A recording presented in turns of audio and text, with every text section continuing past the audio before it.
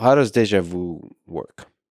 So deja vu is it's actually one of these things. I think that some of the surveys suggest that like 75% of people report having a deja vu experience one time or another.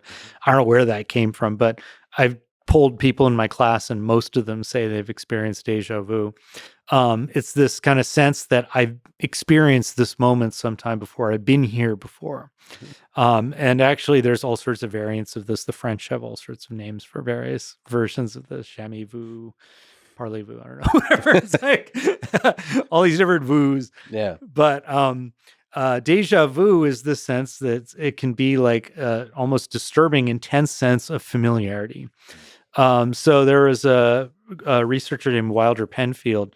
Actually, this goes back even earlier to some of the earliest, like Hewlings Jackson was this neurologist who who did a lot of the early characterizations of epilepsy.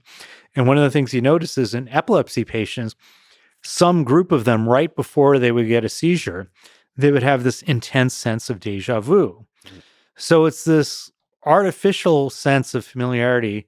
It's a sense of having a memory that's not there, right?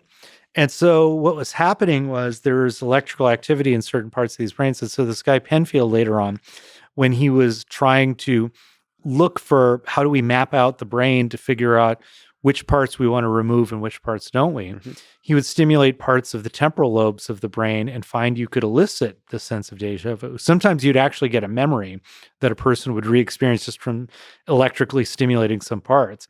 Sometimes, though, they just have this intense feeling of being somewhere before. And so one theory, which I really like, is that in higher order areas of the brain, they're integrating from many, many different sources of input. What happens is that they're tuning themselves up every time you process a similar input, right? And so that allows you to just get this kind of a fluent sense that I'm very familiar. You're very familiar with this place, right? And so just being here, you're not going to be moving your eyes all over the place because you kind of have an idea of where everything is. And that fluency gives you a sense of like, I'm here. Now I wake up in my hotel room and I have this very unfamiliar sense of where I am, right?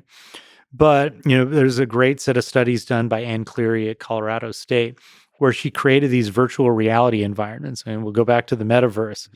Imagine you go through a virtual museum, right? And then she would put people in virtual reality and have them go through a virtual arcade. But the map of the two places was exactly the same. She just put different skins on them. So one looks different than the other, but they've got same landmarks and same places, same objects, same everything, but carpeting, colors, theme, everything's different. People will often not have any conscious idea that the two are the same, but they could report this very intense sense of deja vu. So it's like a partial match that's eliciting this kind of a sense of familiarity. And that's why, in patients who have epilepsy that affects memory, you get this artificial sense of familiarity that happens. And so we think that, and again, this is just one theory amongst many, but we think we get a little bit of that feeling. It's not enough to necessarily give you deja vu, even for very mundane things, right? So it's like if I tell you the word rutabaga, your brain's going to work a little bit harder to catch it than if I give you a word like apple, right?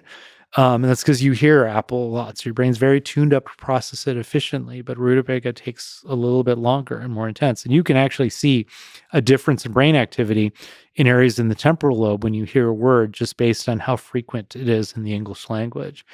So we think it's tied to this basically a byproduct of our mechanism of just learning, doing this error-driven learning as we go through life to become better and better and better to process things more and more efficiently. So I guess deja vu is just like an extra elevated stuff coming together, firing for this artificial memory as if it's the real memory.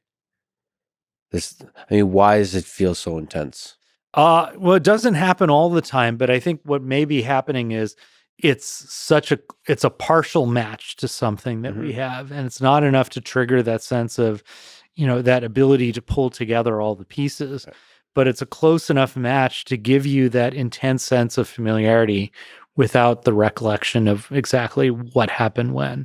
But it's also like spatiotemporal familiarity. So like it's also in time. Mm-hmm. Like there's a weird blending of time that happens.